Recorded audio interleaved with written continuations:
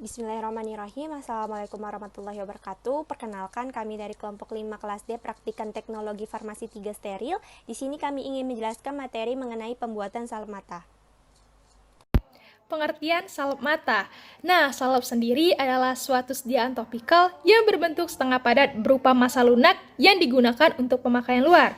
Salep mata adalah salep steril untuk pengobatan mata yang mengandung basis salep yang cocok, di mana pembuatan sediaan salep mata ini dilakukan dengan menambahkan bahan obat sebagai larutan steril atau sebagai serbuk steril yang termikronisasi dalam dasar salep yang hasil akhirnya dimasukkan secara aseptik dalam tub steril salep yang disterilisasikan dengan cara yang cocok. Nah, selanjutnya salep mata ini adalah salep yang digunakan pada mata, yang dimana pembuatan salep mata ini harus diberikan perhatian khusus. Sediaan ini dibuat dari bahan yang sudah disterilkan dengan perlakuan aseptik yang ketat serta memenuhi syarat uji sterilisasi. Nah, bahan tertentu yang digunakan dalam formulasi salep mata ini yang tidak dapat disterilkan dengan cara biasa, maka dapat digunakan bahan yang memenuhi syarat uji sterilisasi dengan pembuatan secara aseptik. Salep mata juga mengandung bahan yang sesuai untuk mencegah pertumbuhan dan memusnahkan mikroba yang mungkin masuk secara tidak sengaja bila wadah dibuka dalam waktu pengaplikasian, kecuali dinyatakan lain dalam monografi atau formulanya sendiri sudah bersifat bakterioristatik. Baik, selanjutnya ini yaitu ideal sediaan salep mata. Adapun sediaan salep mata yang ideal adalah sediaan yang dibuat sedemikian rupa sehingga dapat diperoleh efek terapi yang diinginkan, dan sediaan ini dapat digunakan dengan nyaman oleh penderita.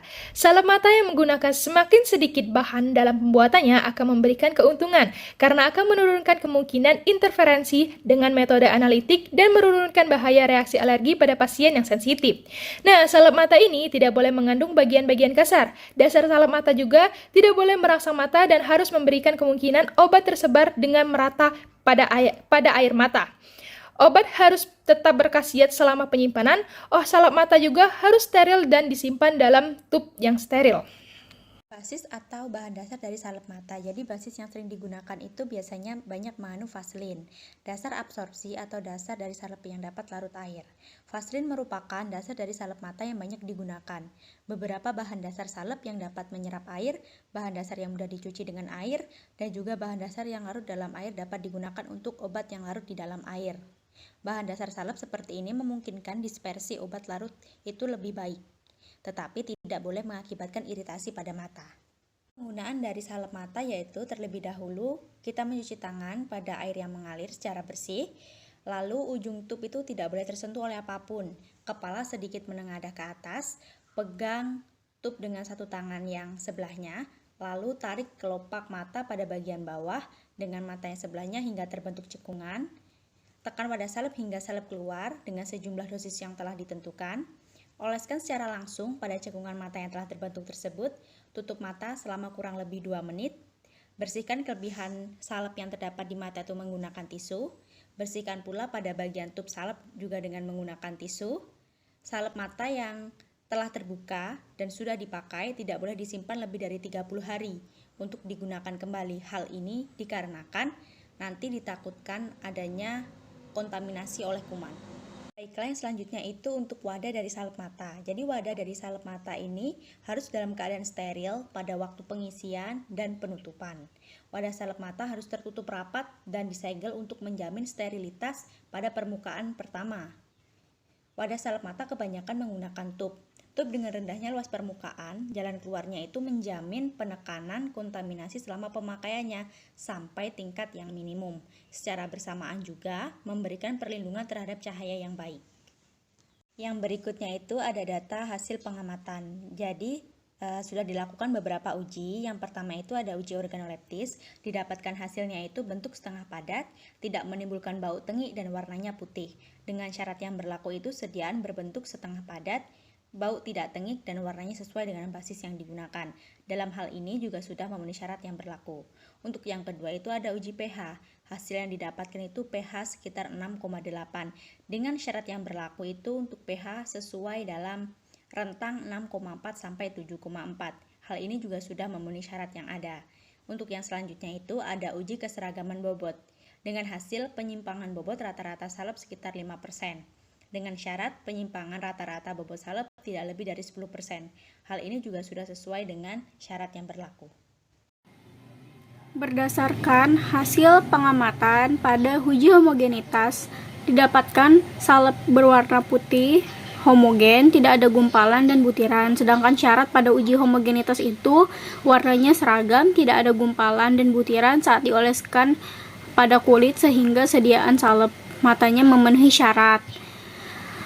Pada uji sterilitas, didapatkan hasil uji sterilitasnya 0 koloni mikroba, di mana syarat uji sterilitas tidak boleh ada pertumbuhan mikroba dalam sediaan setelah diinkubasi selama 24 jam.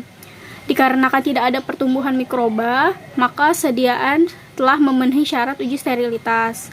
Selanjutnya, yang terakhir itu uji kebocoran. Pada uji kebocoran, didapatkan pada kemasan itu tidak mengalami kebocoran dari setiap sampel. Sedangkan syarat dari uji kebocoran itu tidak ada bekas salep pada kertas penyerap pada semua sampel tube yang menandakan bahwa kemasan salep tersebut tidak bocor, sehingga sediaan salep mata yang diujikan telah memenuhi syarat uji kebocoran.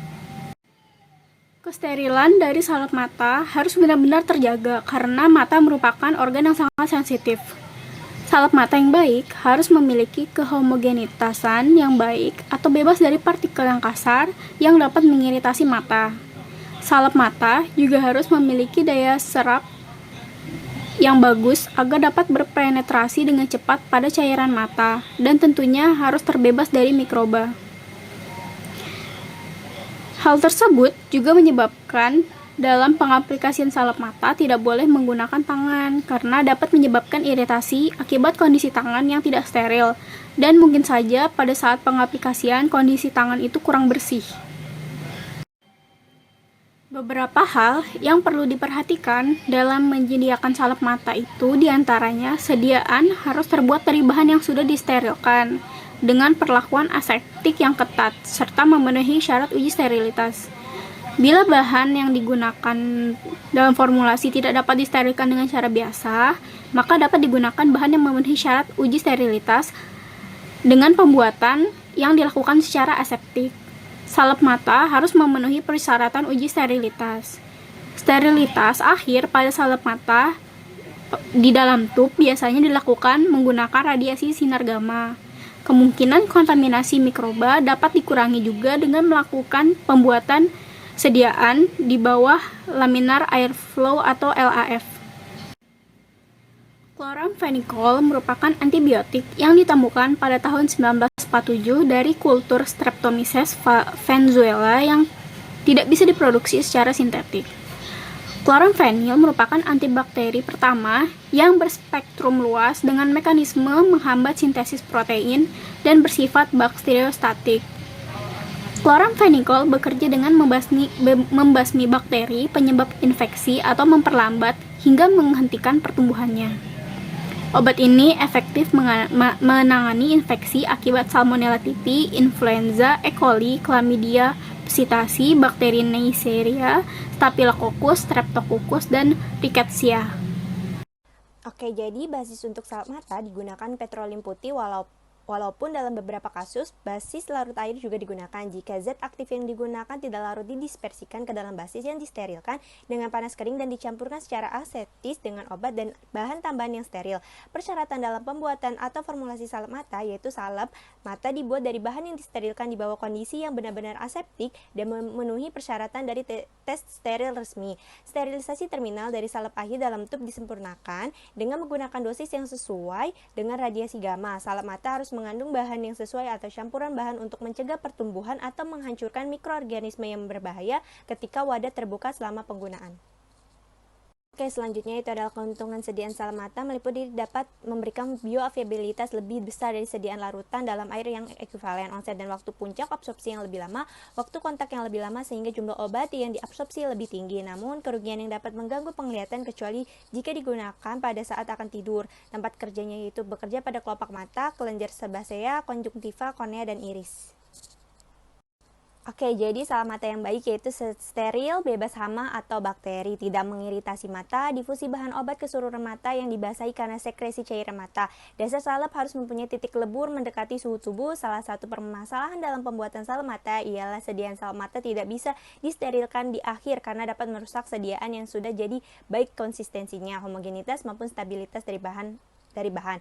Nah, untuk salep mata itu dilakukan dengan sterilisasi aseptik.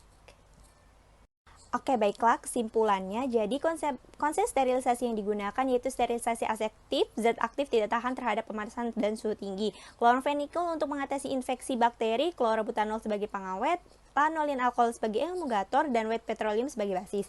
Metode aseptik digunakan untuk sterilisasi pembuatan sel mata klorofenikol karena klorofenikol memiliki sifat yang tidak tahan terhadap pemanasan, suhu tinggi, dan tidak bisa disterilisasikan dengan pemanasan uap.